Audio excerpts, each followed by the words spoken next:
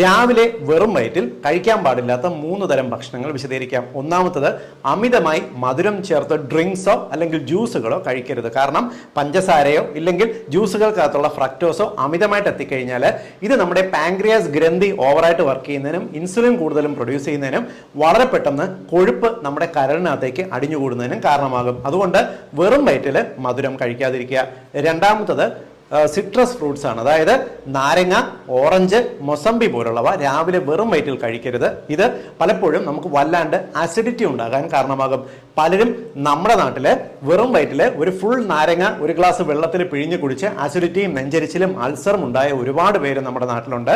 രാവിലെ വെറും വയറ്റിൽ കഴിക്കാൻ നല്ലത്, ഇപ്പൊ നാരങ്ങ കഴിക്കുകയാണെങ്കിൽ ഒരു 2 ഗ്ലാസ് വെള്ളത്തിനകത്ത് എടുത്തതിന് ശേഷം 3-4 തുള്ളി മാത്രം നാരങ്ങ നീര് പിഴിഞ്ഞ് രാവിലെ കുടിക്കാം. നല്ലതാണ്, പ്രശ്നമില്ല.